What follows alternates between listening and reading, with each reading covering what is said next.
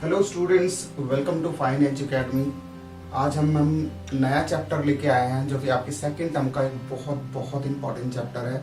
ठीक है, इसमें आपको एक 5 मार्क्स 6 मार्क्स का क्वेश्चन आपका आता है एग्जाम में। ठीक है, और आसान चैप्टर है। थोड़ी सी हमें बेसिक अंडरस्टैंडिंग अगर इसकी हो जाती है तो हम बहुत आसानी से इस क्वेश्चंस को कर लेते हैं। ठीक है, तो उसके क्वेश्चंस करने से पहले हम इस चैप्टर के बेसिक्स समझते हैं। ठीक है, तो लेट्स स्टार्ट विद जितना भी ये सारा एप्लीकेशन हमारा लगना है राइट एंगल ट्रायंगल्स में लगना है। ठीक है, यानी 90 डिग्री का हमारा जो होगा एंगल होगा। तो एक मैं राइट एंगल ट्रायंगल बनाता हूँ।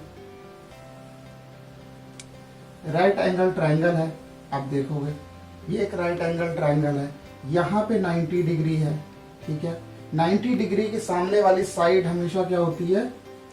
90 डिग्री के सामने वाली साइड जो होती है हाइपोटेन्यूज होती है। ठीक है, हाइपोटेन्यूज होती है। अब ये जो अब बेस किसी लोगे, इसको बेस मानोगे या इसको बेस मानोगे, जरूरी नहीं ये मैंने वर्टिकल लाइन बनाई है तो ये हम इसको परपेंडिकुलर ही मानेंगे, या ये हॉरिजॉन्टल लाइन ले रहे हैं इसको बेस ही मानेंगे।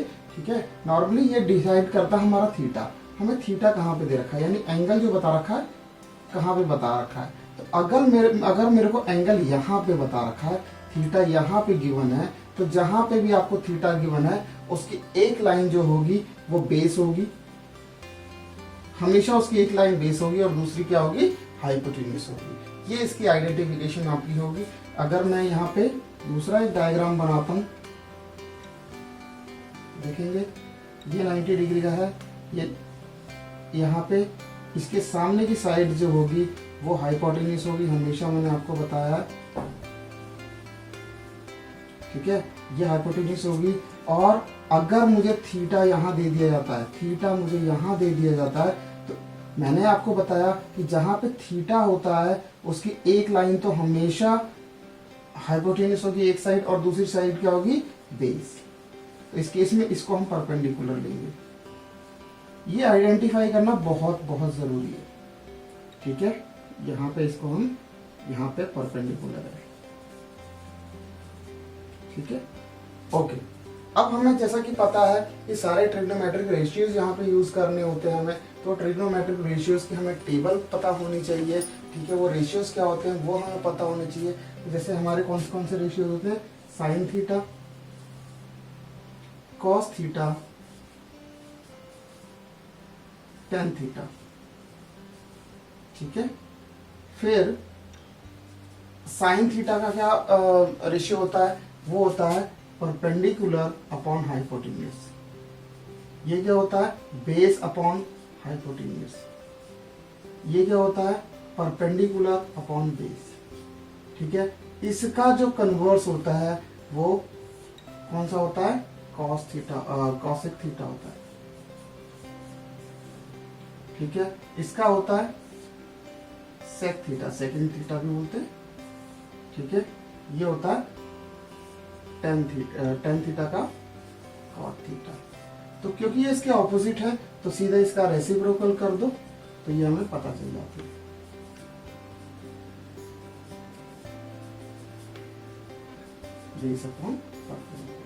ये हमें पता चल गया। ठीक है, इसकी जानकारी होनी चाहिए हमें इस चैप्टर को करने के लिए।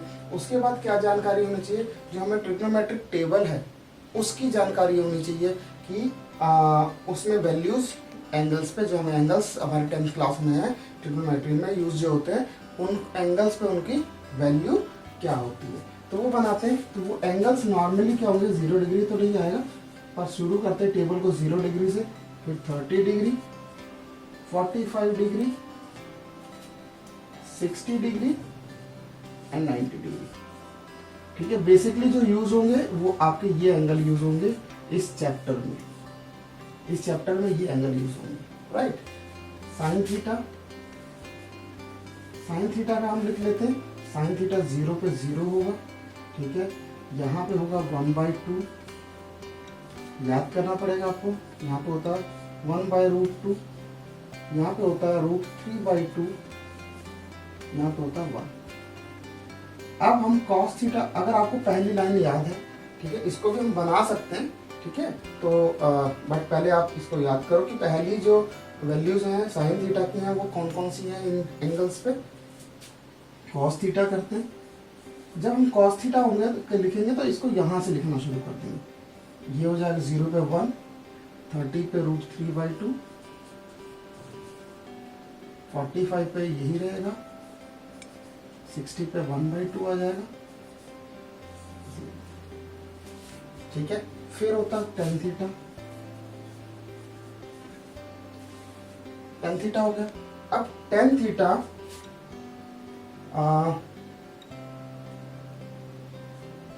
मैं यहाँ पे क्या होगा, इसको और इसको डिवाइड करते हैं एक्चुअली। ठीक है, इसको डिवाइड करोगे कि हम जानते हैं कि tan थीटा क्या होता है, sine theta upon cos theta ही तो होता है, हमने पढ़ा ट्रिग्नोमेट्री में, यही तो होता है। तो यानी इस tan थीटा की वैल्यूज निकालने के लिए इसको डिवाइड करोगे तो 0/0 0 होता है। ठीक है, इसको डिवाइड करोगे, नीचे 2 से 2 कटेगा, 1/3 हो जाएगा √3। इसको डिवाइड करो, नीचे √3 से √3 कैंसिल आउट हो जाएगा, यहाँ पे 1 हो जाता है। इसको डिवाइड करोगे, √2 और 2 नीचे से नीचे कैंसिल हो जाता है, इसकी वैल्यू √3 आ जाती है। अब यहाँ ध्यान रखना 90 डिग्री वैसे इस चैप्टर में तो नहीं आना इसकी वैल्यू, बट अगर आप बनाने के लिए टेबल इसको डिवाइड करोगे, 0 से हम किसी को नहीं डिवाइड कर सकते, इसलिए होता है not defined. Not defined mention होगा, नॉट डिफाइंड मेंशन होगा या इन्फिनिटी मेंशन होगा। ठीक है, ओके। अब इसके बाद साइन थीटा का उल्टा क्या होता है, कॉस थीटा का, सॉरी कॉसेक थीटा। तो कॉसेक थीटा की अगर आप वैल्यूज लिखेंगे, कॉसेक थीटा की वैल्यू क्या होगी, इसका 0 का ऑपोजिट नंबर क्या होता है। ठीक है, 0 फर्स्ट से स्टार्ट करें तो लास्ट नंबर क्या होगा पता ही नहीं है, नॉट डिफाइंड। इसका रेसिप्रोकल क्या होगा, 2 हो जाएगा। इसका क्या होगा, √2 हो जाएगा। इसका क्या होगा, 2/√3 हो जाएगा। 1 का ऑपोजिट 1 होगा। यहाँ कॉस थीटा का करते हैं, कॉस थीटा का उल्टा होता है सेकंड थीटा यानी सेक थीटा।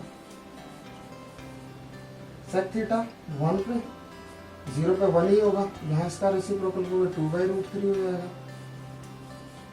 इसका रेसिप्रोकल करोगे 2√2 हो जाएगा। इसका रेसिप्रोकल करोगे 2 हो जाएगा, और 0 का रेसिप्रोकल नॉट डिफाइंड। अब आता है कॉट थीटा। कॉट थीटा किसका, tan का रेसिप्रोकल होता है, तो 0 का नॉट डिफाइंड, इसका √3 और इसका 1 के लिखा।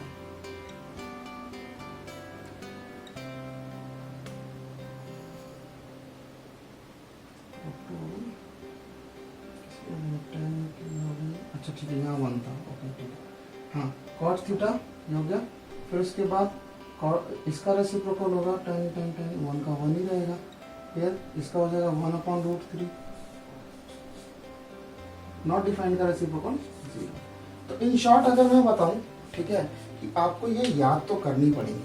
ठीक है, और याद कैसे होगी, रटी नहीं जा सकती वैल्यू। जब हम क्वेश्चन करेंगे, जितने क्वेश्चन करेंगे, हमें धीरे धीरे याद होने लग जाता है। और यही 3 एंगल आपका इस चैप्टर में यूज होने वाले, 30 डिग्री, 45 डिग्री और 60 डिग्री। इसके अलावा और कुछ नहीं आने वाला है। ठीक है, इसके बाद अलावा और कुछ बेसिक्स मैं आपको बताता हूँ, आप इसे कॉपी कर सकते हैं। ठीक है, और बेसिक्स बताता हूँ इसमें कि बेसिक्स क्या होते हैं, कि हमें ना डिसाइड करना होता है कि जब हमें क्वेश्चन दिया है तो इसमें से इन 6 जो भी हमें ट्रिग्नोमेट्रिक रेशियोज दे रखे हैं, इसमें से हम कौन से वाले रेशियो को अपने क्वेश्चन में यूटिलाइज करेंगे, यूज करेंगे। ठीक है, हम साइन थीटा कॉस थीटा, आपको क्वेश्चन में बिल्कुल नहीं बोला होगा कि साइन यूज करो, कॉस यूज करो, tan यूज करो, या कॉसेक यूज करो, सेक यूज करो, या कॉट यूज करो, बिल्कुल भी नहीं दे रखा होगा। ये आपको ही डिटरमाइन करना पड़ेगा, आपको ही निकालना पड़ेगा, आपको कौन सा ट्रिग्नोमेट्रिक रेशियो यूज करना है। तो उसके लिए क्या करेंगे हम, देखो हम ये देखेंगे कि हमें ना जो 3 साइड्स हैं, हाइपोटेन्यूज, परपेंडिकुलर और बेस, उसमें कॉम्बिनेशन बनाएंगे। आपको एक चीज तो हमेशा मालूम होगी, चाहे वो उसका पार्शियल हिस्सा पता हो या पूरी लाइन पता हो, कुछ ना कुछ पता होगा। तो जो पता होगा और जो फाइंड करना, उसका कॉम्बिनेशन बनाएंगे। ठीक है, तो उससे हम देखेंगे कौन सा यूज करना है। देखो ये एक राइट एंगल ट्रायंगल है, यहाँ पे थीटा सपोज करो 30 डिग्री दे रखा है, ये दे रखा है 5। और आपसे पूछ दिया है कि ये बताओ, तो हमें पता है ये तो परपेंडिकुलर हो गया और ये बेस हो गया। तो परपेंडिकुलर और बेस कौन से वाले में आते हैं? परपेंडिकुलर और बेस तो टेन में आते हैं या कॉट में आते हैं। तो पहले ये है तो इसी को यूज कर लेते हैं। तो हम टेन थीटा लगा देंगे, यानी टेन 30 लगा लेंगे। वो पता है हमें कि परपेंडिकुलर अपॉन बेस होता है। टेन 30 पे वैल्यू कितनी होती है? टेन 30 पे होती है 1/√3। अब परपेंडिकुलर हमें 5 पता है, बेस हमें नहीं पता, ये तो निकालना था। क्रॉस मल्टीप्लाई करेंगे और बेस आ जाएगा हमारा 5√3। यानी हमेशा जो कॉम्बिनेशन होगा ना, वो हमेशा कॉम्बिनेशन बना होगा कि आपको एक वैल्यू बता रखी होगी और एक वैल्यू आपकी तीनों साइड्स में, इन तीनों साइड्स में एक वैल्यू बता रखी होगी, दूसरी पूछी होगी, या ये बता रखा होगा, ये पूछा होगा, ये पता होगा, ये पूछा होगा। जरूरी नहीं पूरी लाइन का आपको वैल्यू पता हो, पार्शियली पता हो, बट कुछ ना कुछ इन्फॉर्मेशन आपके पास होगी। तो इससे हम फाइंड आउट कर लेते हैं कि कौन सी ट्रिग्नोमेट्रिक रेशियो को हमें अपने क्वेश्चन में अप्लाई करना है। ठीक है, ये एक बेसिक सी बात हो गई। फिर उसके बाद हम जो बेस, इसको मैं आगे आपको क्वेश्चन में और एक्सप्लेन करूंगा जब करेंगे तो। फिर उसके बाद हम सीखते हैं इसमें angle of elevation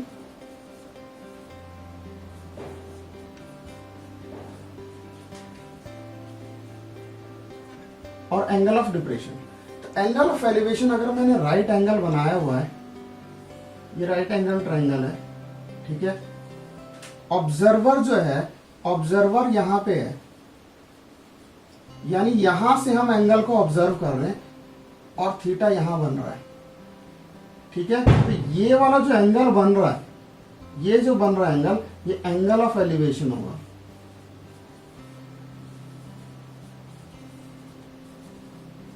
angle of elevation होगा ये, ठीक है। ये जो होगा, जो सरफेस के साथ बनाएगा, ठीक है। अब यहीं पे अगर मैंने दूसरा एक एंगल बनाया, सॉरी ट्रायंगल बनाया, राइट एंगल ट्रायंगल, बट जो ऑब्जर्वर है ना यहां पे है, ऑब्जर्वर यहां पे, इसकी आई साइट जो है ऐसे जाएगी, एक इमेजिनरी लाइन होगी इन द एयर, ठीक है। उसके साथ ये एंगल बनेगा, ठीक है। ये एंगल बनेगा, इसको बोलेंगे एंगल ऑफ डिप्रेशन।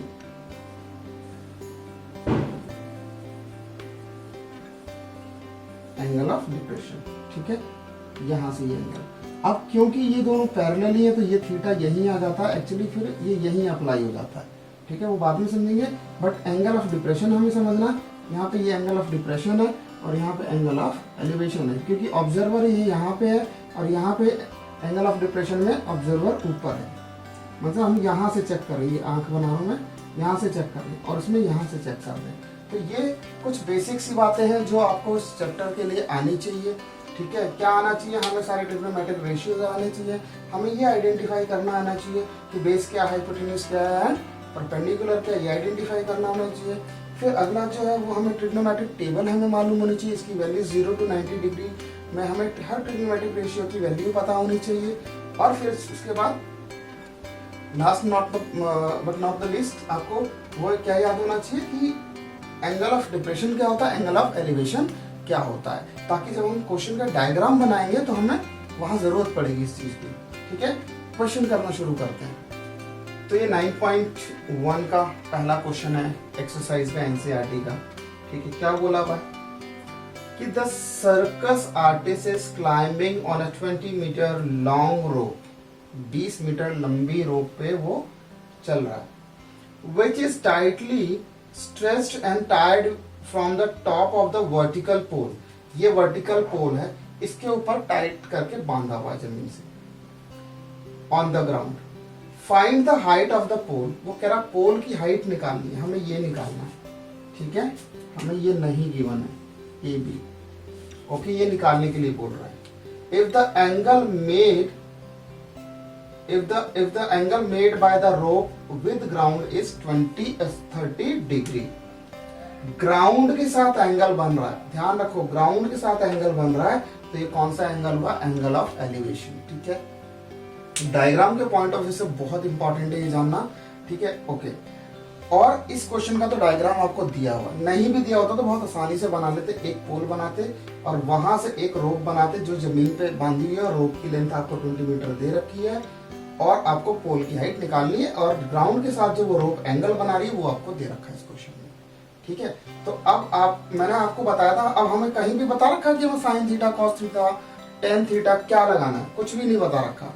तो मैंने आपको बताया था कि हमें इन तीनों साइड्स में कुछ ना कुछ तो पता होगा, चाहे कंप्लीटली पता हो चाहे पार्शियली पता हो, पर पता जरूर होगा। अब यहाँ पे देखो हमें क्या पता है, हाइपोटेन्यूज पता है और ये बेस है, ये हाइपोटेन्यूज है, ये बेस है, क्योंकि मैंने बताया था कि जहां पे थीटा बनता है उसकी एक लाइन बेस होती है, दूसरा हाइपोटेन्यूज होता है। ये हाइपोटेन्यूज और बेस है, तो ये क्या हुआ, परपेंडिकुलर हुआ। अब आपको क्या पता है, आपको हाइपोटेन्यूज पता है, परपेंडिकुलर निकालना। तो परपेंडिकुलर और हाइपोटेन्यूज का कॉम्बिनेशन किस में आता है, या तो साइन थीटा में आता है या तो कॉसेक थीटा में होता है। साइन थीटा में क्या होता है, साइन थीटा में होता है perpendicular upon hypotenuse. Cosec theta में क्या होता है, हाइपोटेन्यूज अपॉन परपेंडिकुलर। तो पहले साइन थीटा में हम साइन थीटा ही अप्लाई कर सकते हैं, आप कॉसेक भी लगाओगे आंसर तब भी आ जाएगा। साइन थीटा लेके चलते हैं कि साइन थीटा इसमें दे रखा है और एंगल दे रखा है थीटा, मींस एंगल थीटा हमें 30 डिग्री दे रखा है। हम इसका सोल्यूशन करेंगे। In right triangle ABC, B को बीच में रखा कि वहां पे 90 डिग्री है, ऐसे करने का तरीका होता है क्वेश्चन को। ठीक है, अब लगाया हमने sine 30 degree, sine 30 degree is equal to perpendicular means AB upon hypotenuse means AC, which is perpendicular upon hypotenuse. ठीक है, ये हमने लगा लिया।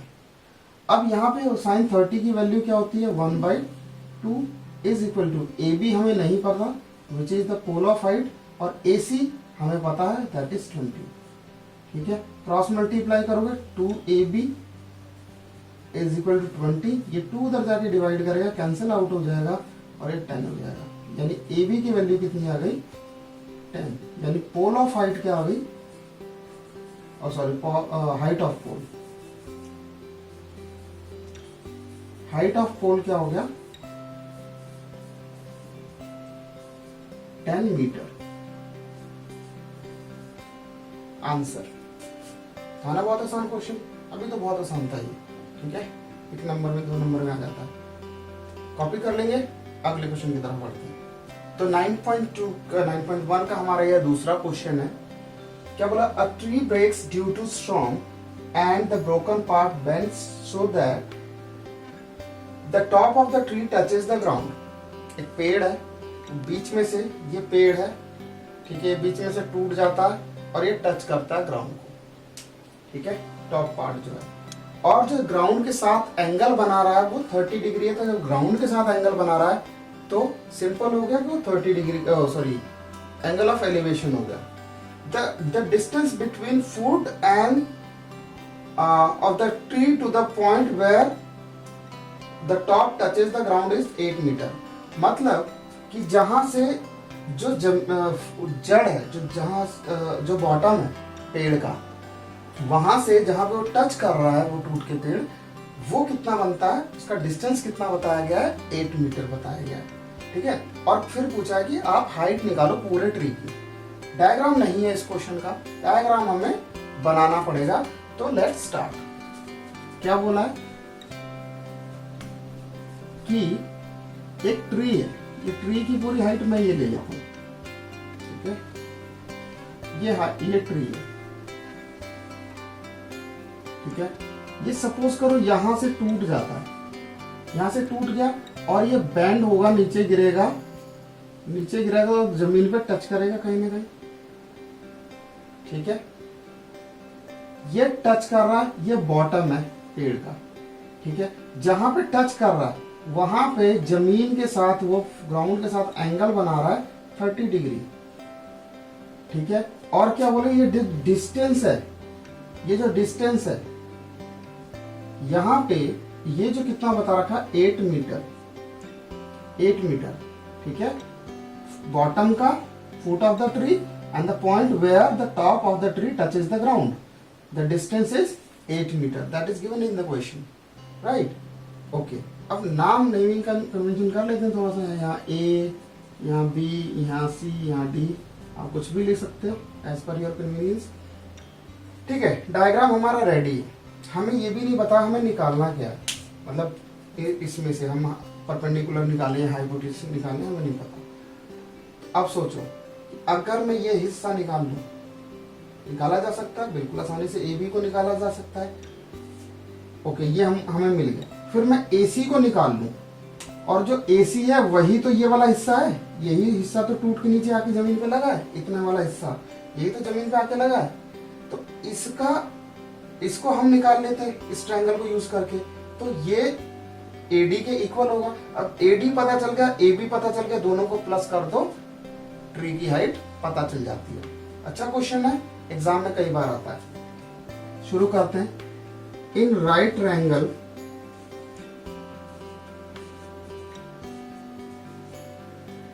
ABC, ठीक है। अब ये सोचते हैं हमें, ये तो यहाँ पे थीटा है तो ये बेस हो गया, परपेंडिकुलर हो गया, ये क्लियर है। अब हमें बेस पता है और परपेंडिकुलर निकालना है। कौन से ट्रिग्नोमेट्रिक रेशियो में होता है?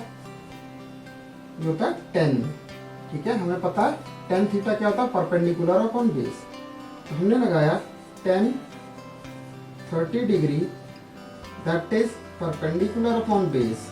यहाँ पे परपेंडिकुलर हो गया AB, यहाँ पूरा लिख लेते हैं, B से आप कंफ्यूज ना हो। परपेंडिकुलर एंड बेस, परपेंडिकुलर हो गया हमारा AB एंड बेस हो गया BC, ठीक है। यहाँ पे tan 30 की वैल्यू क्या होगी, 1/√3, 1/√3 इज इक्वल टू, AB हमें नहीं पता है बट BC की वैल्यू तो पता है 8। क्रॉस मल्टीप्लाई करोगे, क्रॉस मल्टीप्लाई करने के बाद हमें मिलता है AB√3 इज इक्वल टू 8। अब AB को यहीं रहने दो, √3 को उधर ले जाओ, 8/√3, ठीक है। ये निकल गया, हमें मीटर में दे रखा था, मीटर लिख देते हैं, राइट। अब हमें AB तो मिल गया, अब हमें निकालना है हाइपोटेन्यूज। बेस पता है, हाइपोटेन्यूज निकालना है। तो बेस पता हो और हाइपोटेन्यूज निकालना है तो क्या लगता है, बेस पता है, हाइपोटेन्यूज निकालना है, ठीक है। तो क्या फॉर्मूला था, बेस और हाइपोटेन्यूज का क्या कॉम्बिनेशन बनता है, cos थीटा में जाएंगे, वो था बेस अपॉन हाइपोटेन्यूज। तो लिखेंगे इन राइट ट्रायंगल ABC, अगेन जाएंगे उसमें, बट यहां पे अब लेंगे कॉम्बिनेशन हम cos थीटा का, cos 30 डिग्री क्या होता है, base upon hypotenuse. Hypotenuse base कितना है 8 और हाइपोटेन्यूज कितना है नहीं पता, AC। तो √3 की वैल्यू क्या होती है, √3 की वैल्यू सॉरी cos 30 की वैल्यू क्या होती है, वो होती है √3/2, ठीक है, is equal to 8/AC। Cross multiply करेंगे तो ये आ गया AC √3 is equal to 16 and AC आ गया 16/√3 मीटर, ठीक है। अब हमें AB भी पता चल गया, AC भी पता चल गया। अब AC क्या है, AD के इक्वल है, ठीक है। तो हमें पता है कि AC is equal to AD, दोनों ही हो गए 16/√3। अब देखो हमें AB भी पता चल गया, AD भी पता चल गया, वही तो ट्री की हाइट है। AB और AD को प्लस कर देंगे तो हाइट ऑफ ट्री निकल जाता है। तो हाइट ऑफ ट्री